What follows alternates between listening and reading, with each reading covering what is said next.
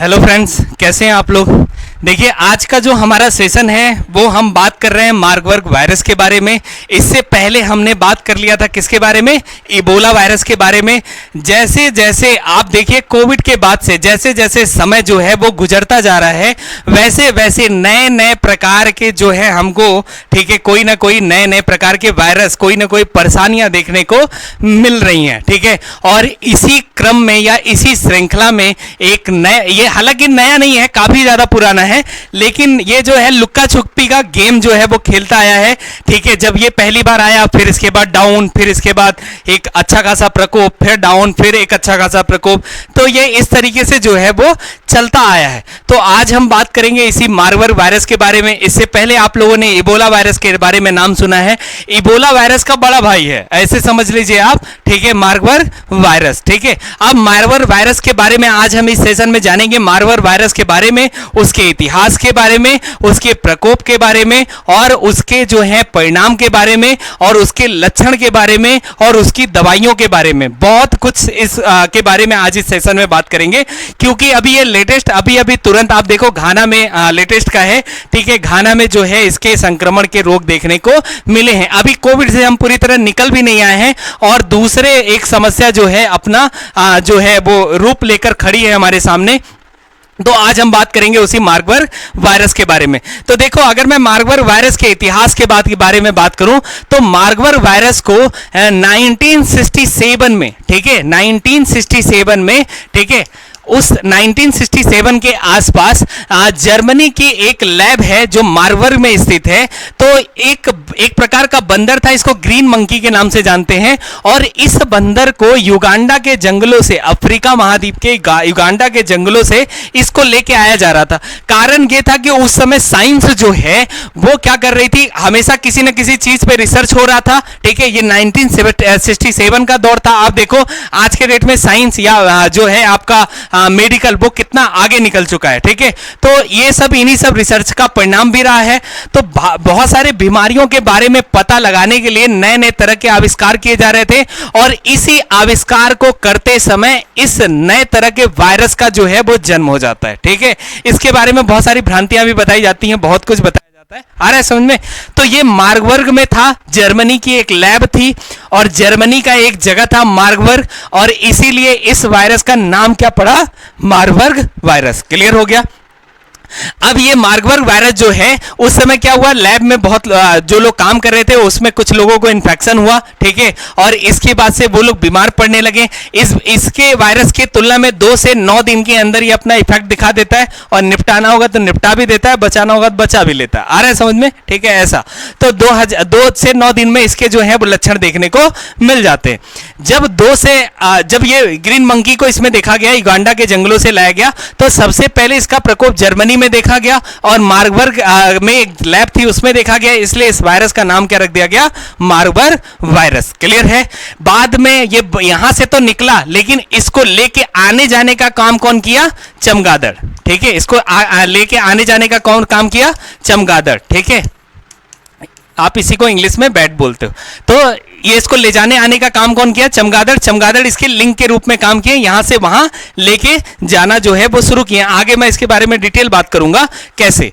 देखो फिर इसके बाद से क्या हुआ, अगर मैं इस वायरस के बारे में बात करूं, तो एक ये वायरस फिलोविल्डाई फैमिली से आता है, ये एक परिवार है, और इस परिवार में 2 वायरस होते हैं, एक इबोला और एक मार्बर्ग। इबोला के बारे में हम लोग चर्चा कर दिए हैं, जो वीडियो अपलोड भी हो गया है, और अभी हम लोग किसके बारे में बात करेंगे, मार्बर्ग के बारे में, क्योंकि लेटेस्ट न्यूज जो है वो मार्बर्ग के बारे में ही देखने को मिल रही है, ठीक है। अगर हम इस वायरस के बारे में बात करें, ठीक है, तो देखो जो वायरस होते हैं ना, ठीक है, जो वायरस होते हैं इनका अपना कुछ नहीं होता। देखो समझना, ये एक खास तरह के प्रोटीन से बने होते हैं, एक खास तरह के प्रोटीन से बने होते हैं, और इसी प्रोटीन के माध्यम से क्या करते हैं, ये अपना जो है वो जीवन यापन करते हैं, ठीक है। और इस प्रोटीन से जब ये अपना जीवन यापन करते हैं, और ये बनते कैसे हैं, ये बने किससे होते हैं, तो या तो आरएनए से बने होते हैं या तो डीएनए से बने होते हैं। ये 2 ही चीजों से बने होते हैं, या तो आरएनए से या तो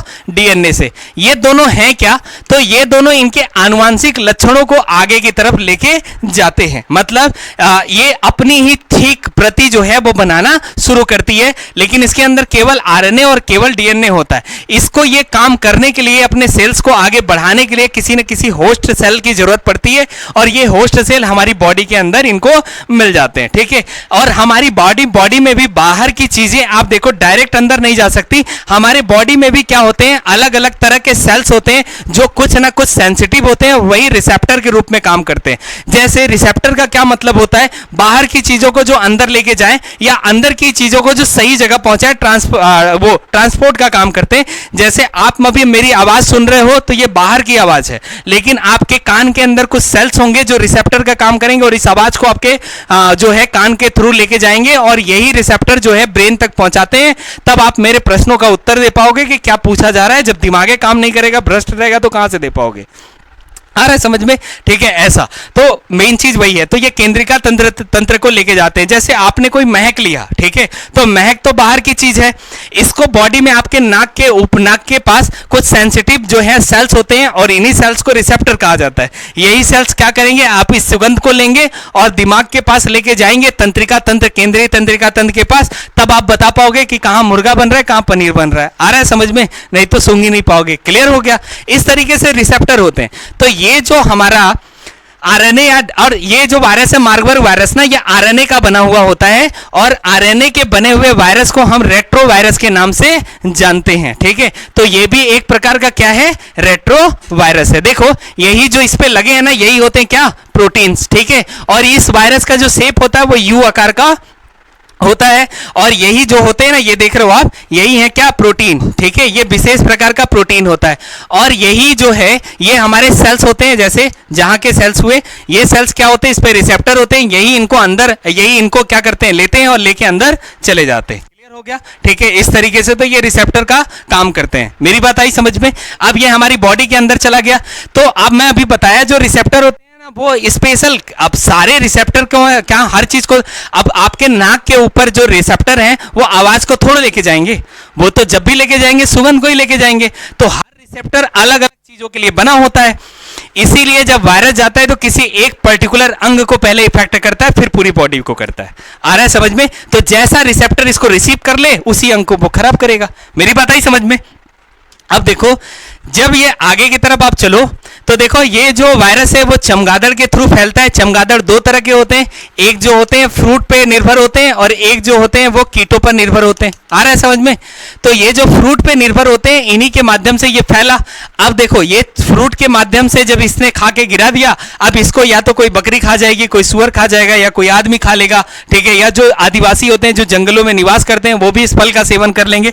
तो ये चमगादड़ से किस में चला आया, आदमी में, बकरी में। आ रहा है समझ में, सुअर में। क्लियर है। ऐसा तो इस तरीके से ये चलता आया। अगर यही वायरस चाइना में हुआ रहता ना, तो चाइना वाले चमगादड़े खा जाते, कहानियां यही पलट जाती। आ रहा है समझ में, डायरेक्ट, कोनो माध्यम की जरूरत नहीं, ठीक है। ऐसा वो सीधा लेके निकल जाते, आदमी आदमी को फिर फैलाने लगता। आ रहा है समझ में। एक तरह का संक्रामक रोग है, छुआछूत वाला रोग है, इसीलिए छूने से ये फैलता है। क्लियर हो गया।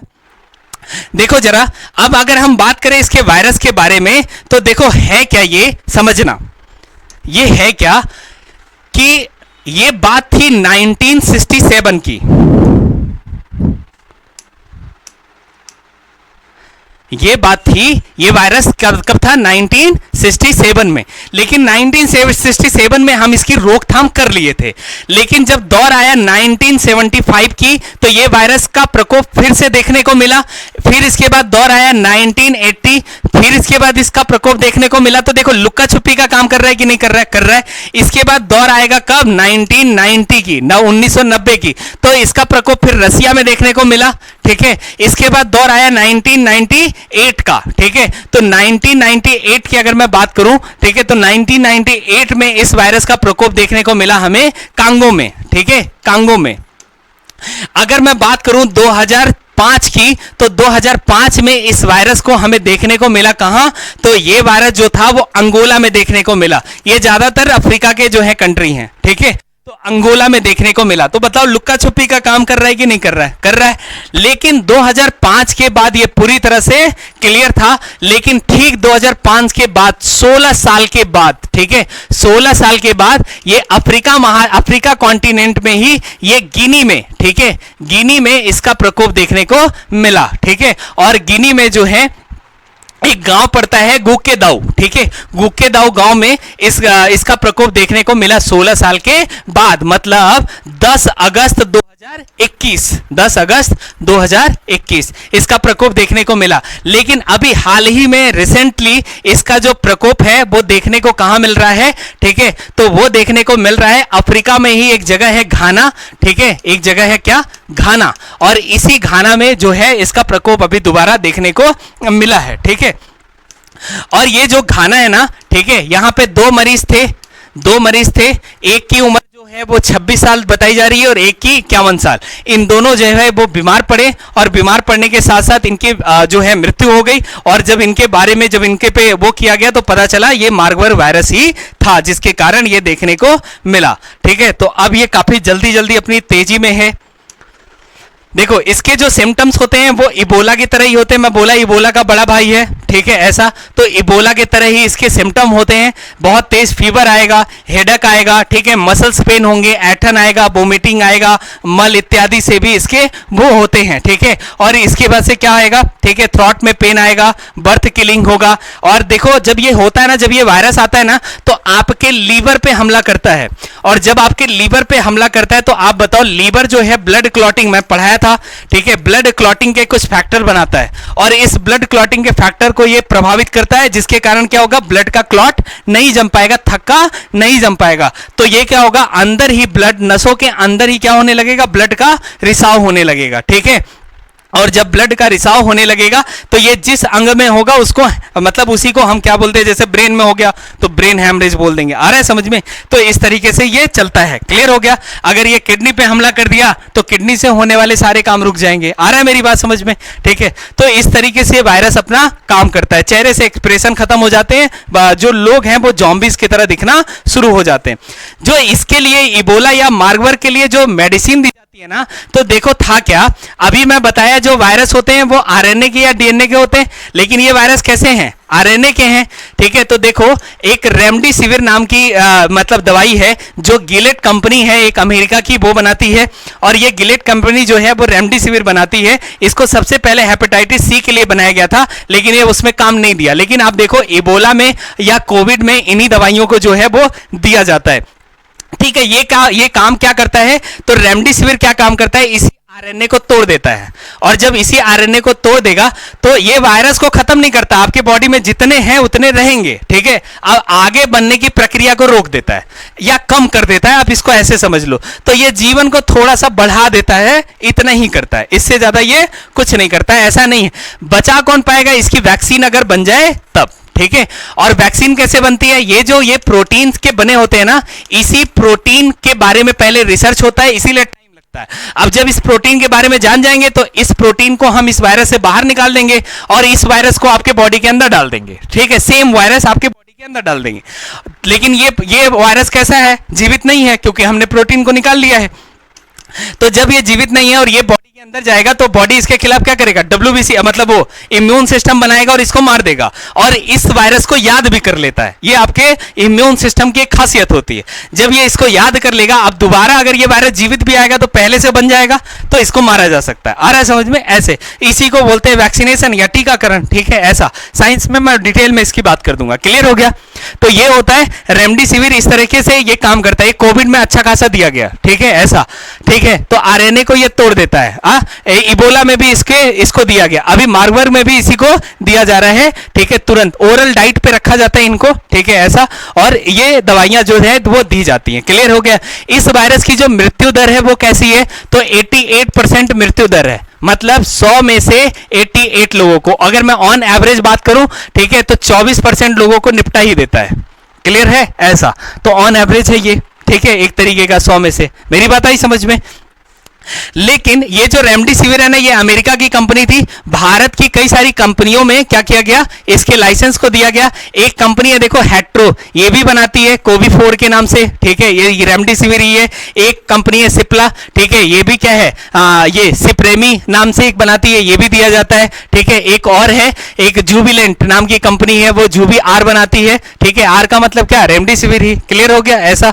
एक और कंपनी है, ठीक है, ये है डॉक्टर रेड्डी कंपनी, और ये बनाती है क्या, 2DG का मतलब 2D मतलब डॉक्सी डी ग्लूकोज, ठीक है, ओरल पाउडर है ये, इस तरीके से बनाती है। तो कोविड में ये भी दिया जाता है। तो बहुत सारी दवाइयां जो हैं वो कोविड में दी जाती हैं क्या, हाँ, तो बहुत सारी दवाइयां जो हैं वो कोविड में दी जाती हैं इस तरीके से। तो ये भी है मार्बर्ग का। अभी जो है इसके कौन मरीज दिखे, कहाँ, घाना में, ठीक है ऐसा। तो घाना ये अफ्रीका महाद्वीप का है, ठीक है ऐसा। तो ये करंट का सेशन है। अगर ये वीडियोस पसंद आते हैं तो आप इसे लाइक करें, सब्सक्राइब करें, अपने दोस्तों को शेयर करें। अपना ध्यान रखें। Thank you.